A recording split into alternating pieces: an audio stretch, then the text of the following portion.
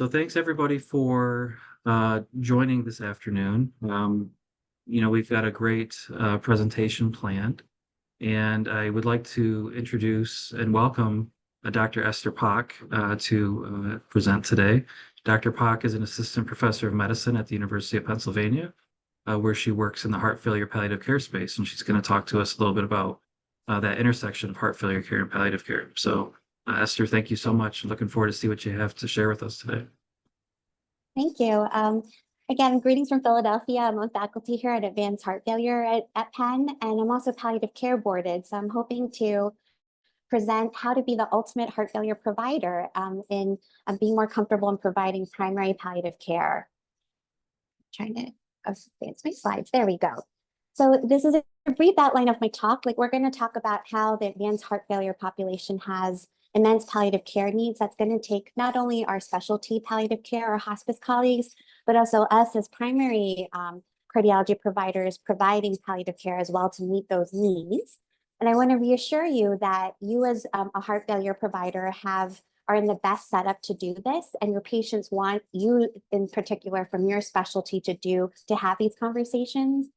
And through 3 patient cases of commonly encountered patient encounters that we have in advanced heart failure, I hope to demonstrate how we all have, bite-sized organic opportunities to provide primary palliative care. I'll touch upon how you can, set yourself for success in having these conversations, and also be able to get credit through billing practices to get to account for what time that you're investing with your patients. Talk about primary palliative care resources that you can look up online to brush up on your skills, and also when you can still also consult your specialty palliative care colleagues for complex cases. So first, if you're taking care of heart failure patients, this is preaching to the choir, but we know that heart failure is a terminal and often lifelong disease process. So our patients have high symptom burden and negative impact on their functional capacity. Their caregivers have immense burden. And because it's a terminal disease, there's high mortality, including risk of sudden cardiac death. There's many nuances in end-of-life care, in particular when it comes to cardiac devices and LVADs, that really require an advanced heart failure or primary cardiologist to be actively involved in the end-of-life process for our patients. And because of many barriers that I'll touch upon later in the presentation, there's low hospice utilization. And we know that taking care of our patients with cardiovascular diseases is very costly from when you review Medicare beneficiaries. And we don't know if this costly care necessarily translates to care that is goal concordant with our patients' wishes. We know that when our specialty palliative care consultants are involved in the inpatient, outpatient, and home care settings for our patients, we know that our patients report better symptom control, better alignment and understanding of their prognosis that also matches up to what we as providers think their prognosis are. There's increased documentation of their end-of-life preferences, and there's more timely utilization of hospice, which may have a positive impact on acute care utilization. However, there's a shortage of our specialty palliative care colleagues, and most of our specialty palliative care colleagues are concentrated in academic centers in the inpatient setting. So we really have lack of adequate access for our outpatients and home patients who are on home care programs. So we need to step up and provide primary palliative care. So what does that actually look like? What does primary palliative care look like? And I want to reassure you guys that most of you guys are already giving primary palliative care when you assess a patient's symptoms, check in on how they're coping with their diseases and how they're coping with their medications, their fluid management, or their salt intake. What it does take is, extra intentional communication. So you want to have these conversations about end-of-life preferences, about advanced care planning, about their understanding of what's going on. You want to have these types of conversations early in the disease process to normalize these conversations, and trust that the time that you are investing, it's really iterative. So the time that you invest is going to help a colleague who is going to take care of your patient when they're admitted to the hospital. And the conversations that your colleague have will also enhance your future conversations as well. And I want to emphasize that our patients and their families want to have these conversations with cardiologists in particular because they have established relationships with us and trust in our expertise. When we do have these conversations as cardiologists, our patients improve better support, better empowerment, better knowledge about their illness. Their caregivers feel better supported, and this does translate to better end of life outcomes, meaning they tend to pass away at a location where the patient would like to pass away. There's more timely transitions to hospice, which again may have positive resource utilization signal. So in the next three cases, I hope to demonstrate that you have many opportunities to provide primary palliative care that you could turn, sort of mundane, like common patient encounters into great opportunities to provide primary palliative care, where you can really do good advanced care planning, assess how a patient's doing and making decisions, assess how a patient is understanding their prognosis and what planning needs to take place in light of that prognosis, and also get an early sense of how a patient's doing at home, so you can enlist the help of your social work colleagues, your clinical resource colleagues, and other folks early in the process to better build your patients up for success. I'll pause. Like, Michael, any input or questions before I go into the cases? All right. No, thanks, Esther. No. All right, so the first case is a pre-procedural setting. So as a heart failure provider, you have to get used to being asked to do a pre-op risk assessment for just about everything. And I think the most intense pre-op risk assessment that we can do is for patients that we're considering for VAD. So this is my patient who's a 67-year-old widower who has a history of prior coronary artery disease without CABG, has a CRTD in place, and was discharged on milrinone during his last admission for shock. His notable other comorbidities include chronic kidney disease, his kidney disease really took a hit when he was in shock. And he's not a transplant candidate because he recently had bladder cancer that was treated in the last 2 years. So he's continuing his LVAD evaluation as an outpatient, so I'm seeing him in clinic.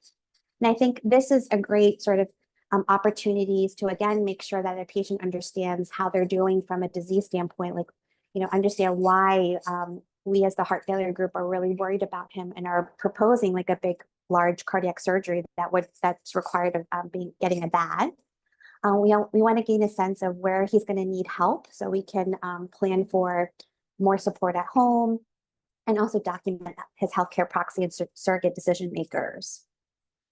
So my patient, he really hopes to regain his mobility and independence. Like, he lives alone currently, and he prides himself on maintaining his yard, which has, his yard is really bothering him. So he really wants to get back into his yard to make things pristine as he wants.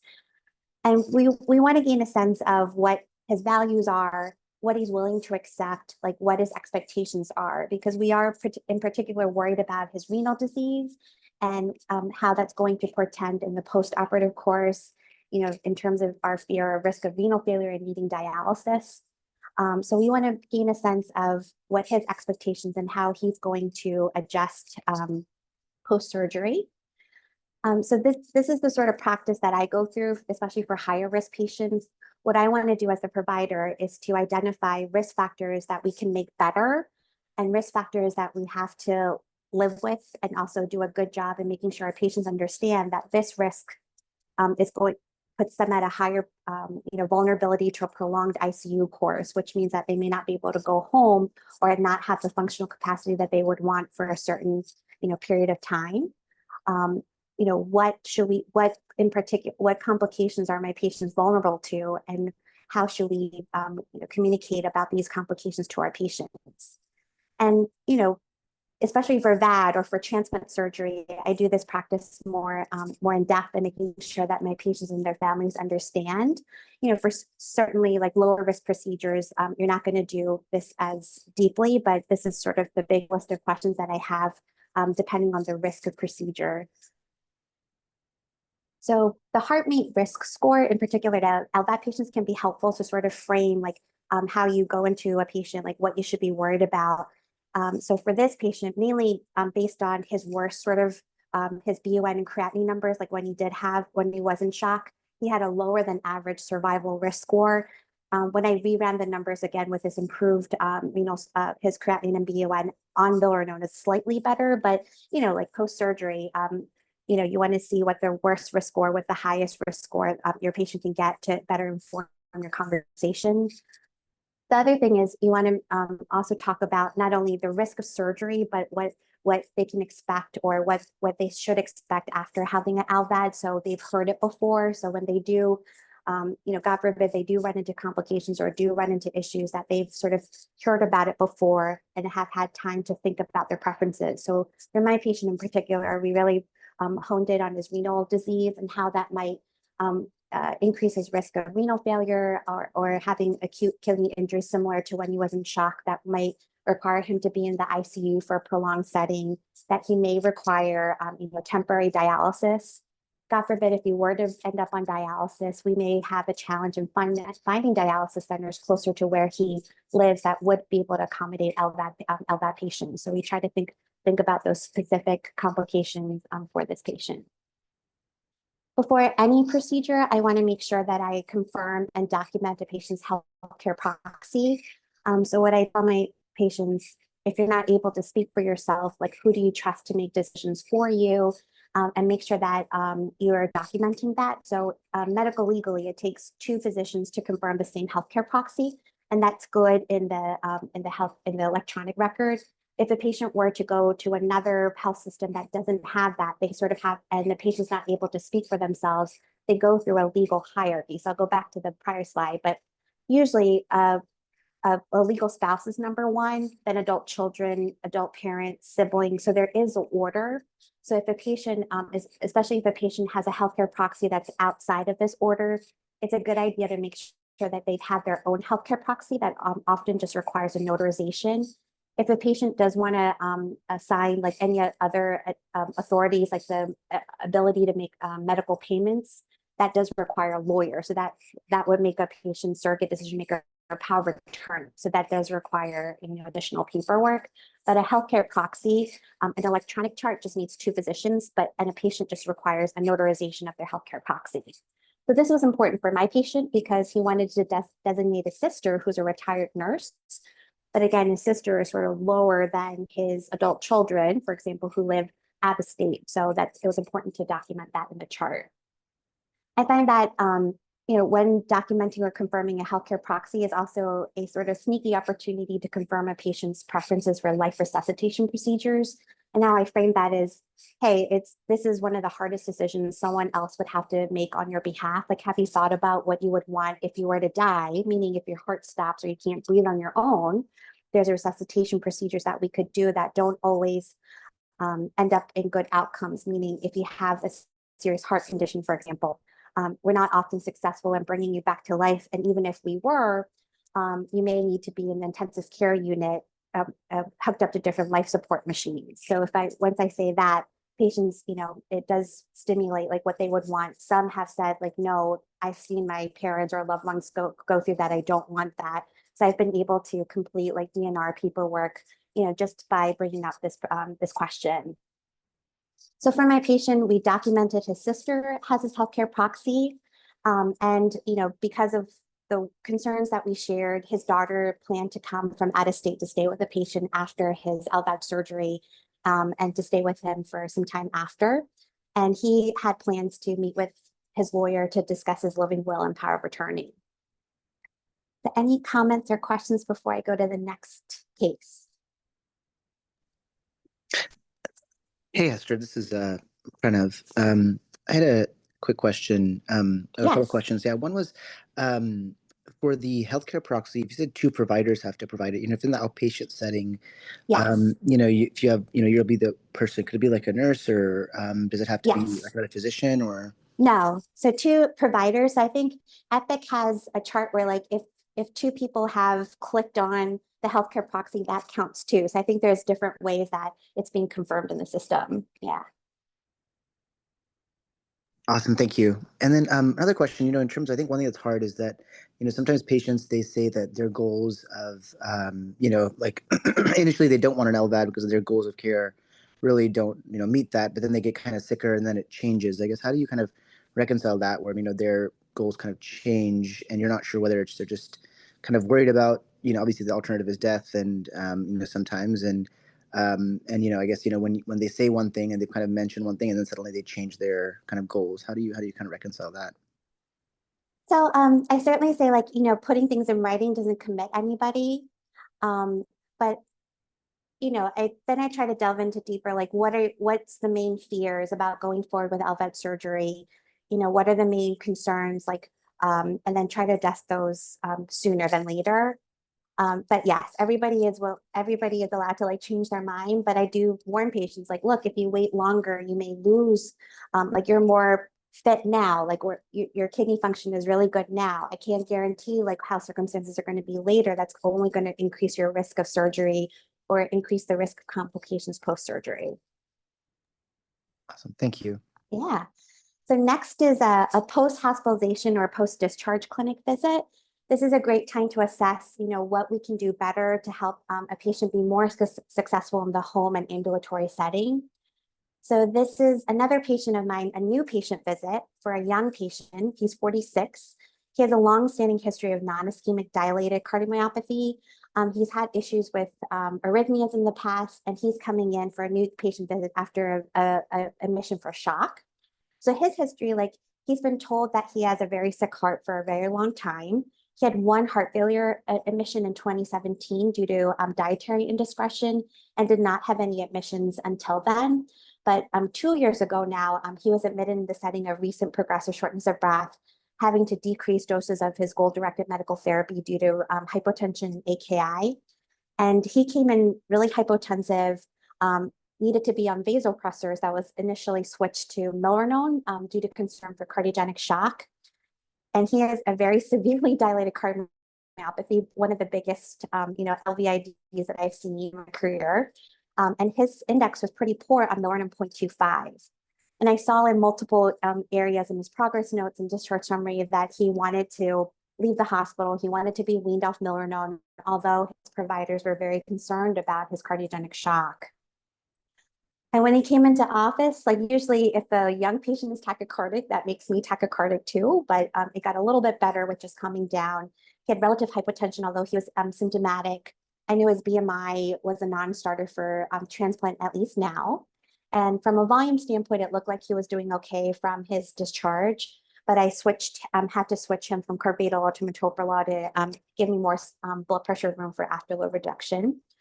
Getting to know him a little bit, since it's my first visit, I knew that I was worried about his psychosocial support because he told me that he was living alone. So for this visit, I am just very concerned that he's not understanding how sick he is, so he doesn't understand his prognosis. I'm not sure how he's making his decisions, and I know that I need to make sure that we're really getting his support in place because I'm anticipating an uphill battle with his BMI, with his CKD, and his diabetes. So, this was sort of the quotes where I knew that I had to do some work in making sure that he was on the same page with me regarding his prognosis. Like, he just felt a little short of breath. He didn't think that he had to make a huge lifestyle change, mainly like not being able to drive with milrinone.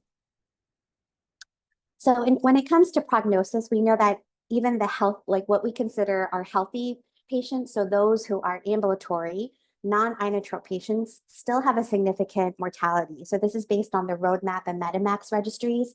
So when they combined and looked at outcomes of INTERMAX 4 through 7 patients, which again are folks who are not on inotropes, who are not admitted or considered ambulatory, we know that these combined group of patients still have a 2-year mortality of nearly 50%. When you look at the most high risk of those populations, which are our INTERMAX 4 patients, these patients still have a 1-year mortality of 23%. So what you don't want happening is having a large group of patients not knowing how sick they are, and God forbid that they die alone without knowing, how sick they are, not having the time to plan for the future. We as providers are good at talking about treatment options, but not necessarily about prognosis.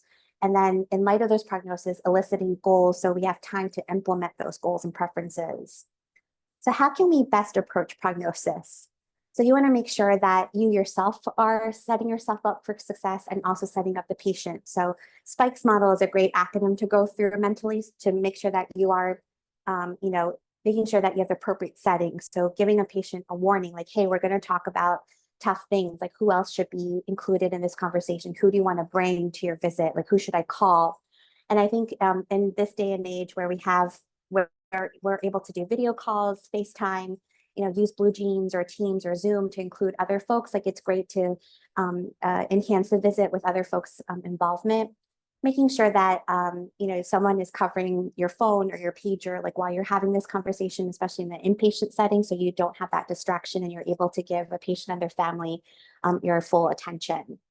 Another communication protocol that I like is this time critical communication protocol that was developed during the COVID-19 pandemic in Colombia that was designed for emergency department providers who had to allocate ICU beds and ventilators during the heat of the pandemic. And what they focus on when it comes to sharing prognosis is to sort of frame your conversation in 3 stages. And in the first stage, you want to do a good job of translating the patient's medical condition, their labs, into how that impacts their prognosis, their risk of imminent death, the time that we would hope for, and their functional capacity. So you want to make sure that you're really translating all the med speak into prognosis and functional capacity, which has been shown to really, open your patient's eyes into how sick they are and what to expect. And in the second stage, you want to clarify what your patient's goals are. Is it, maintaining independence? Is it to get to a certain event? What they're most concerned about or what symptom is most bothersome to them. And then in this third stage, making sure that you translate a patient's how sick they are, their goals, into what are reasonable treatment options and what are not reasonable treatment options. So for my patient, I shared how worried I am about his cardiogenic shock, the implication of what it is to be in cardiogenic shock as a potentially fatal condition, what it means to be inotrope dependent, and what I saw in terms of were barriers to him getting towards transplant, getting towards VAD. I'm fortunate to practice in a place where I can have outpatient palliative care colleagues see my patient and follow up as well. And for the next visit, I plan to have the patient bring his adult son to come in. So any comments about prognosis? Great. And in the last 5 minutes, I'll talk about how to facilitate a transition to hospice. So this was a CCU patient of mine, a gentleman who was transferred from a hospital about 2 hours away for advanced therapies. He was a gentleman who had ischemic cardiomyopathy with acute kidney injury, already was on a high-dose milrinol when he came in. Our inpatient palliative care team was consulted as part of the destination therapy LVAD process. But unfortunately, despite our best efforts, we really could not get his kidney function better. And in fact, we were limited in using other goal-directed medical therapy because of not only his renal dysfunction, but hypotension. We couldn't wean the milrinone to a lower dose due to hypotension and his renal disease. And in this setting, we were really worried that his prognosis was, weeks to a few months. Of course, not excluding the risk of sudden cardiac death. And in this setting, he and his family really just wanted to go home, which was again 2 hours away from our center. And he said that the patient said that he wanted to pass away in his sleep like his parents did. So how can we make this happen? So first, we know that when a patient wants to go home, in the home setting, hospice does provide as many services. And our patient certainly met hospice criteria with his class 4 symptoms, despite our best efforts and despite with inotropes. These are the other hospice criteria that you can use to see if your patient meets the criteria. We know that when patients go on hospice, they go from their Medicare Parts A, B to a per diem capitated care. So this is when you want to identify a hospice agency, really get to know what services they can offer. Not all hospice agencies are the same, especially ones that are further out in more resource challenge settings. It's worth calling the hospice director to figure out what they can provide for the patients. But that it's not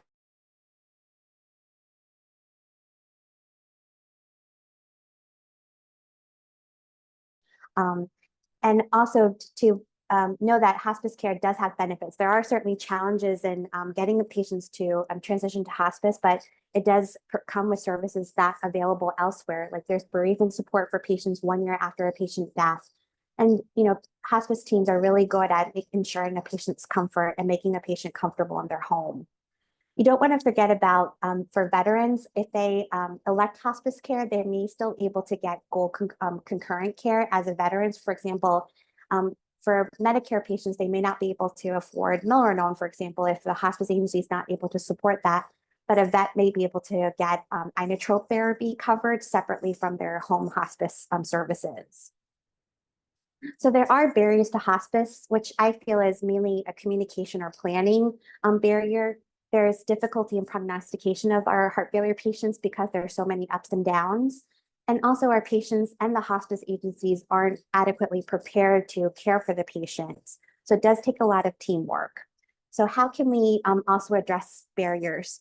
So a patient does not have to be DNR, for example, to get enrolled in hospice. Of course, hospice teams are very adept in having these conversations, but you want to make sure that you touch upon a patient's preferences for their code status before they leave the hospital. But we have low hospice utilization in the heart failure population, so we just have to do better so our patients are able to really get the benefits of hospice services. So when you're thinking about a transition to hospice, like one of the main challenges is that the hospice formulary may not have specialty cardiac medications like Entresto or mexiletine, for example. So you really want to review the medication list to see which are your essential cardiac medications. If the hospice agency is not able to provide that medication, sometimes you're able to give a 90-day supply before a patient's discharge, so they have that.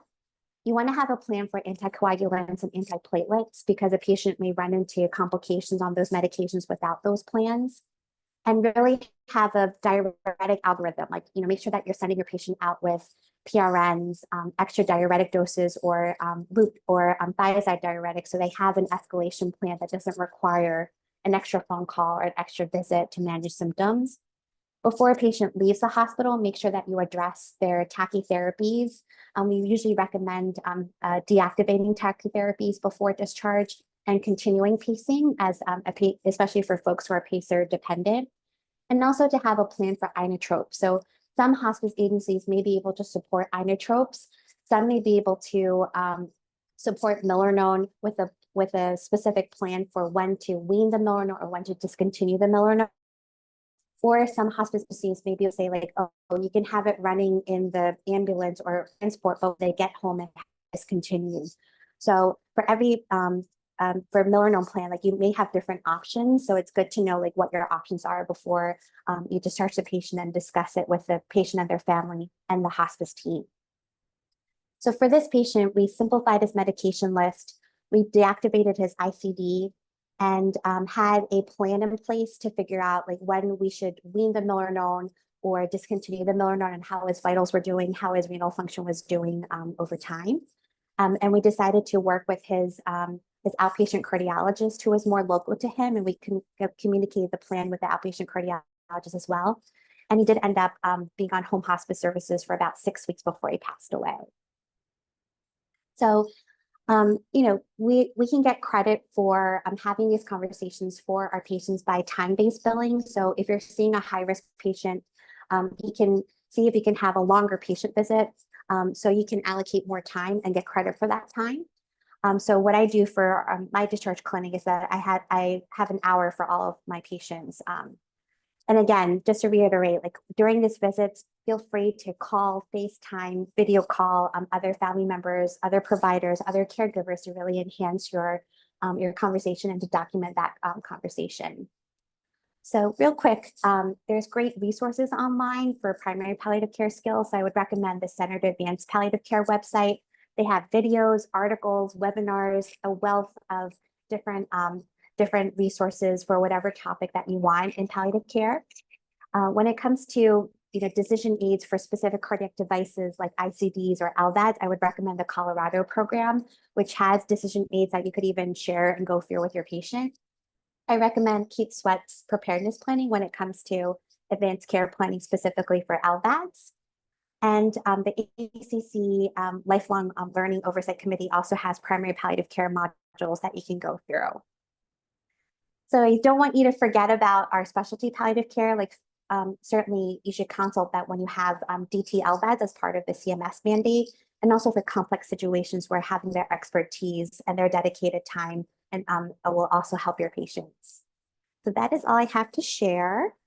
In summary, you as heart failure providers are in a unique position to meet the palliative care needs of your patients. And a lot of the commonly encountered patient encounters are great opportunities to provide primary palliative care. And we have an important, active role in end-of-life care for our patients as well. Great. Thank you, Esther. That was wonderful. Any other questions out there from the group?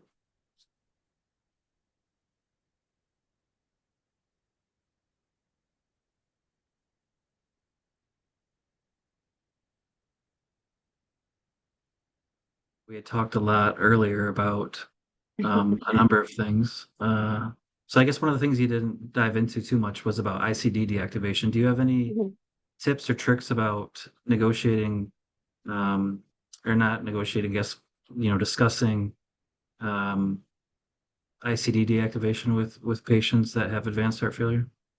Sure. I think most patients are surprised that their device can be modified and changed, and different settings are separate from each other. So I like to first educate them, like, you have a pacer function and you have a defibrillator function. And what I tell them is, when you first got the defibrillator, it was because you had just a heart problem. So if the heart went into an arrhythmia, the defibrillator has the most success in getting you out of the arrhythmia and potentially prolonging your life. Now, in the end of life situation, it's not only your heart's that's sick, but your kidneys are sick, or you have an infection, or you have something else that's going on that's going to put your heart in arrhythmia. Or if you're so sick that you're dying, that can also put your heart in arrhythmia. That defibrillator, it may shock you, but it may not be successful in getting you out of the arrhythmia. And what I don't want happening is that your defibrillator is going to prolong or make the dying process more painful. Because the circumstances have changed from when you had the device originally implanted. So then when you frame it that way, some patients say, like, oh, it's a form of life support that, if everything else is sick, it's not going to be successful in prolonging your life. And we want to make sure that your dying process is peaceful. So that's one way that I frame it. I do admit that a lot of my patients who have especially arrhythmogenic cardiomyopathies really struggle with deactivating the tachytherapies at end of life. So usually they'll say, like, oh, if I don't have my mental status, or if I'm sleepier, that's when I wouldn't want the defibrillator. That's when I would think about deactivating the defibrillator. But yes, like, each person is different, but that's, one of the ways that we talk about deactivating tachytherapies. Any other questions from the group? Is ICD deactivation a prerequisite for hospice enrollment? It's so again, it depends on your hospice agency. Some may ask you to address that before because they don't have the resources to address it. So certainly during the pandemic, even the Penn Medicine group, which is well versed in ICD deactivation, we actually ran out of magnets during the pandemic because there weren't enough device representatives who are willing to go to a patient's home to deactivate devices for hospice patients. So I would never want that to happen to another patient, to another loved one. So other reasons why you want to address those things, because you don't know what resources are available for your patient once they go on home hospice. I have a question. Hi, I'm Nora. I'm a palliative care doctor, and I work with Michael in the pilot that we've been putting up about heart failure palliative care. And I'm wondering how you, as kind of a dual palliative care heart failure doc, navigate this line between primary and specialty palliative care. Like, how do you decide to refer to your colleagues? How do you decide to do it yourself? Kind of having that training.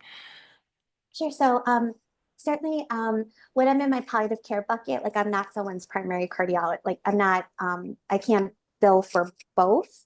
Although when you do bill for both, like, you can do time-based billing.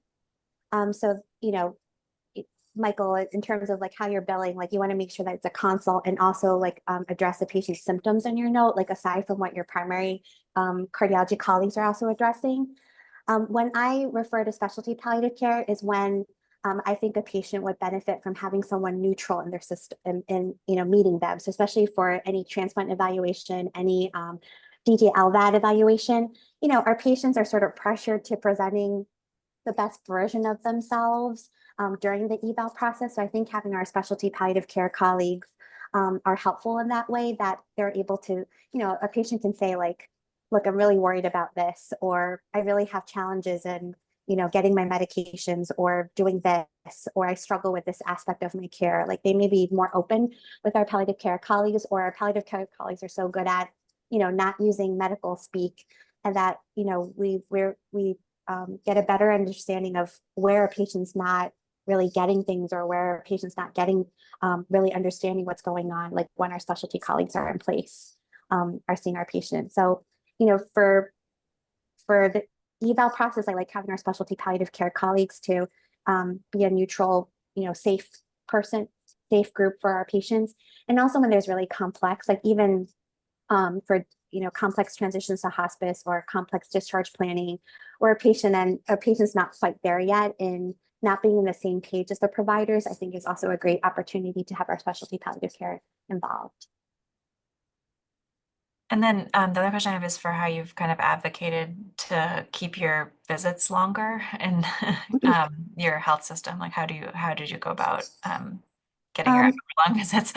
Yes, so I picked a high risk. I was able to hone in on a high risk population. So usually heart failure patients, especially those who've had multiple admissions, who are on palliative inotropes or on inotropes in general, or they have multiple comorbidities. Like those are high risk patients that if you are seeing those patients, that's going to be a group that the health system is aware of anyway. And these patients are complex, so you can argue for a longer visit. So whether that be 40 minutes or an hour, and also, you want to make sure that you are also delivering for your health system what they're giving you. So if they're giving you more time, then you can say like, oh, these patients are all going to have advanced care plans documented in their chart, or they're going to have this metric included as part of their visit. So that's how you can incorporate it. So for my discharge clinic in particular, like all of the patients that come through get advanced care plan. So we have that metric to show to the health system, and in exchange for the time that they allow me to, the extra time that they allowed me to have with the patients.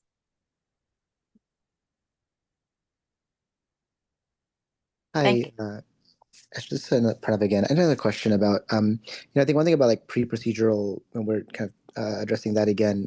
Yeah. In terms of sometimes we like introduce patients to VAD patients or transplant patients to kind of get an experience, but I feel like sometimes we introduce the best patients that are doing really well, maybe skew their views as opposed to kind of giving the data for how some of the complications that can happen. Because what are your thoughts on introducing patients to VAD patients that are doing well rather than kind of giving them the full gamut of kind of complications? I guess what are your thoughts on introducing them to kind of current VAD patients or current transplant patients? I think it's always a great idea to introduce those patients, but I try to warn my patients like, oh no, each experience is different. And also tailoring that conversation to a patient's specific risk factors. Like you certainly don't want to, scare a patient, God forbid, like saying like, oh, there's risk of bleeding, there's a risk of stroke. Like you want to be careful about not overwhelming your patient, but to hone in on what specific risk factors that you're concerned yourself about the patient, and really go through the conversation. This is why we're worried about this. This is why this risk factor makes you increased risk for this complication. This is what would happen if this complication were to occur, just to make sure that you're educating your patient, giving them time to sort of process and prepare for the future, and to document what those goals and preferences are. So I would try to make sure that a patient knows that each experience is different, but this is their specific characteristics, and you're doing your best to inform them based on their specific risk factors that they have. Thanks, that's really helpful. Another question, I think one thing that, in terms of communication, kind of learning to kind of be a better communicator, and, I guess, sometimes in like a training setting, you can get kind of feedback, but kind of once you kind of transition to the faculty role, is there any way that you kind of, how do you kind of calibrate whether you're kind of obviously every patient's different, but, kind of calibrating whether your communication could be optimized or, how do you get that feedback sometimes?